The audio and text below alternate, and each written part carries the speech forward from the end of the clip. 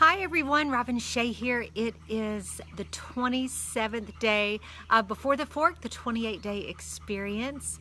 And tonight's message is one that is going to reflect back a minute on the journey that we've made together, the journey that I started 15 years ago, and where some of my most deeply seated and spiritual moments lie in what we've done together and the teachings that have been created over the past 15 years.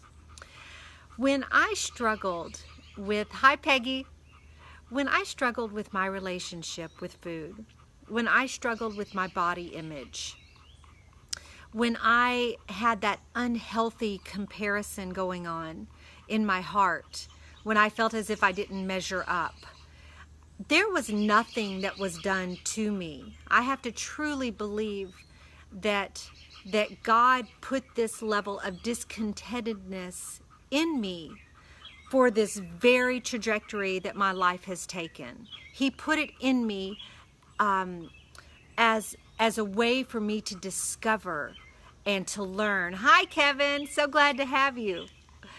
But he put it into me, this level of discontent, so that I would go digging. I would go on an expedition. And that's exactly what I have done for the past 15 years. I've been on a wonderful journey of exploration and discovery, mishaps. And I mean, think of Indiana Jones. Everything that could have gone wrong went wrong. But at the same time, boy, what did I get to see? I got to see the inside working of the human heart, the inside working of the human mind, and the inside working of this beast that we are housed in. This wild animal that we're housed in as far as our behavioral science. So it has been, hi Deborah, it has been such a magnificent journey.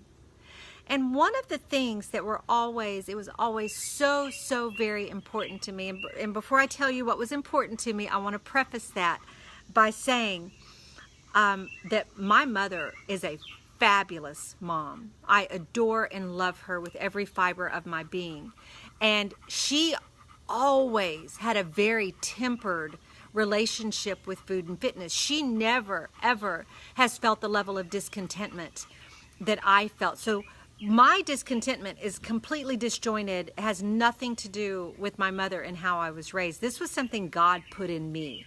And I believe it was so that I could discover these teachings and in turn teach it to others that struggle with the discontentment.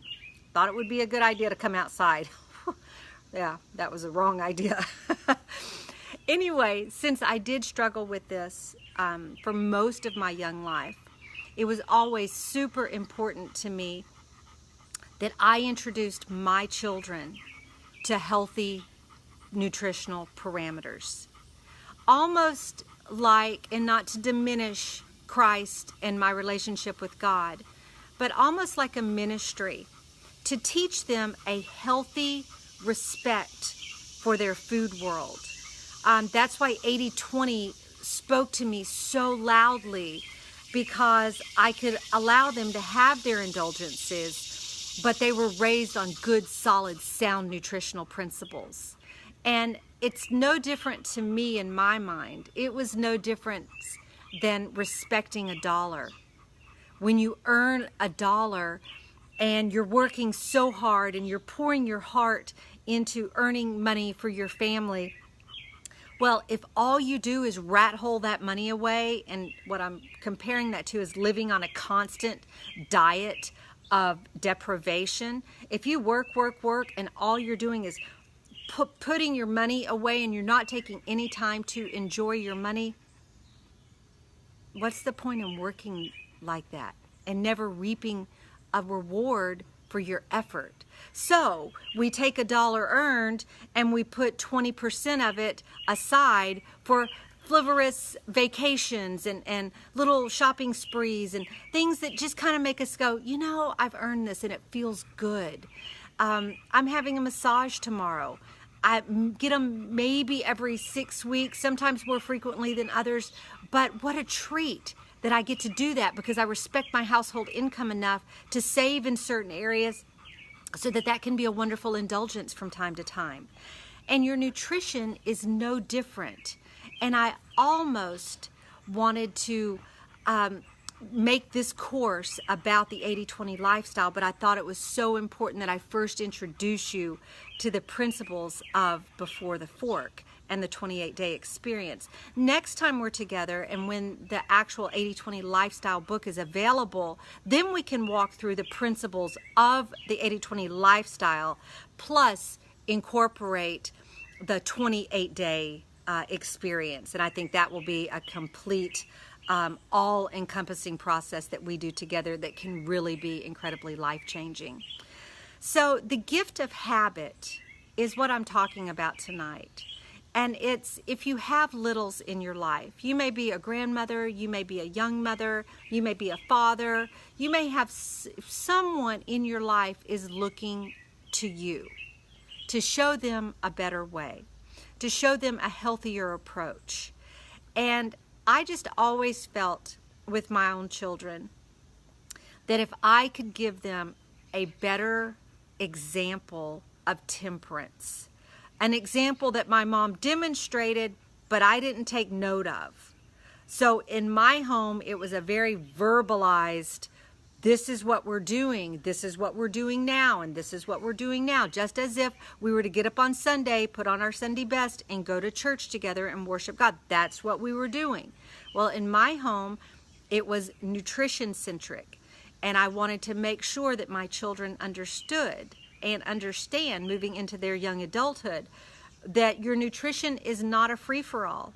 And when it's treated like a free-for-all, it's like blowing your entire paycheck in a casino. You're gambling, you're risking all kinds of health complications from not having nutritional respect. I remember when the seatbelt law was really put into place, and it's when my children were little. It hasn't been hardcore law for a long, long time. And I was moving my children into really, really being stickler about buckling their seatbelts. It wasn't optional. And I remember talking to the boys about it when they would fight about it and not want to do it. And I would just look in their little eyes and I would say, listen, guys, God gave me one job, and that is to care for you boys the best way I possibly know how. And if I allow you to ride around in the car unbuckled, that's like me telling God, I'm not interested in doing my best for these boys. I'll just get by. So from a very young age, my boys knew, hi Tammy, that they couldn't strong arm me because I knew what I was doing was best for them. Now, I minister to a lot of young mothers that are like myself and really struggled with time, and their nutritional principles flew out the window, so they've raised their children on fast food. And one of the common things that I hear from young mothers is, just because I can't have it in my home doesn't mean I should deny my children.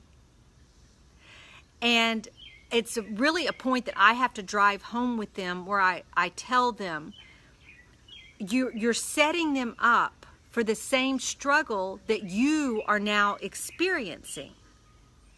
And the best approach to that is to leave those 20% indulgences. Never make them an evil. Put it over in your 20% mental capacity. It's over here in your 20%. So your 80% that you live on and nourishes your body is clean and wholesome, and you help your child understand the separation. If we're going out to a restaurant, you can have a soda. On the weekend, I'll make that cake for you. But help them to feel the weight and balance of good nutrition. And then it will happen to you what happened to me today when my 23-year-old came up to me and said, Mom, I need you to get this, this, and this. I was headed to the grocery store. Would you pick up this, this, and this? Because I've been really neglecting my nutrition. And of course, that's just music to my ears. So, I took care of what he was needing, and he feels it. He feels the imbalance within his body. And that just brings me great, great joy to know that that is instilled in him because of the extra measure I went to as a young mother in helping them define their nutritional world and define their 80% and define their 20%. And I'm going to take it one step further, and I may have mentioned this to y'all before. I had two children, or I have two children, that are a bit on the ectomorph mesomorph, meaning they're a little bigger boned, they gain weight easier, they always have just a little subcutaneous layer of fat on their arms and legs and belly. They're just thicker people. They're thicker people. And then I have two that are mesoectomorphs, meaning that they gain muscle really easily, but they also lose muscle very easily, and they have to fight to keep weight on, okay? Well, one thing that I was super, super careful of when my boys were young was having them eat differently, okay? Good nutrition is good nutrition across the board. So if you have littles in your life right now, and one is a bit heavier than the other, for whatever reason, body type, eating habits, whatever, good nutrition is not discretionary. It's not prejudice. Okay, good nutrition is good nutrition. Bad nutrition is bad nutrition. It's a super simple concept. Good is good, bad is bad, period. Help define their lines for them. Here's 80%, here's 20%. And just because that little in your life that isn't showing signs of eating the bad nutrition, don't fool yourself into this, oh, he's got such a high metabolism, or oh, he just runs it off, or he does this, or they're not genetically superior to anyone. Over time, that poor nutrition is going to play a metabolic role and breakdown in them, just as it is the child that shows the bad nutrition more easily. So please do not treat your children's nutrition differently because they're of different body types. Over 50% of the heart attacks, high blood pressure, diabetes, all of the life-threatening cancers that are out there, they strike thin ectomorphic body types every bit as often as they strike the endomorphic body type. It does not discern between the two. Bad nutrition is bad nutrition, and it leads to disease. So you have the power to help the children in your life understand what is healthful nutrition, what is not so healthful nutrition. It's not evil, it just doesn't nourish you. So let's keep this over here, and let's keep this in check over in our 20%. So I haven't really gone into 80-20, the 80-20 lifestyle much on any of these messages. I look to the next two that you're going to get, the two final messages tomorrow. That was Rowdy. Rowdy just called. Rowdy, I'll get back to you, buddy. Tomorrow morning's message and the evening message, they're going to be a little more 80-20 centric to help you just kind of define whatever nutrition plan you were on. I want to talk about that, and I want to go into some basics, and I want to go over the graphic sheets. I'm going to make them available on the site for 3 different types of the 80-20 program, because there's 3 levels that you can participate in. Rapid results, maintenance, and slow and steady. So we'll go over those 3 and what they look like. So it's going to be a little bit longer podcast or live video in the morning. One more thing before I go with you tonight, before I go back in the house and call Rowdy back. If you go to my YouTube page, I'm going to post up a link in just a minute. I'm putting headings on all of the videos, and they're listed in order. Day 1 morning, day 2, day 1 evening, day 2, blah, blah, blah, all down the line. For easy and quick reference. So you can look at the title. It's pretty much what's in the body of that message to you. Someone left me a message here, and I want to read what this said. It's Deborah. Just turned 20-year-old, and I have been going through your cookbook. Tonight we cooked together the chicken veggie teriyaki. Awesome. I hope it was delicious. I hope it was fantastic. You know, my cookbooks on Amazon is a very unkind creature. Unfortunately, the rating on the cookbook is about a 3.7, 3.8. But I tell you when you're looking at the cookbook exactly what the cookbook is. And the cookbook is done by season. So in each season, I have 13 episodes. Each episode has 4 recipes. So the cookbook is just a compilation of episode 1, what was made in that episode with some behind the scene photos. So 4 times 13, whatever that math is, that's how many recipes are in the book. The reason it is priced at the price point is because it's self-published. So I don't print 10,000 of these. So when you order it, they're printing it and sending it. There's no profit margin in there. So that's where it's priced. Now, one day, I'm hoping to be able to mass produce those so that the price can come down. But I'm very, very clear in my instruction or my description of what the book is. But I guess some folks don't read that really well.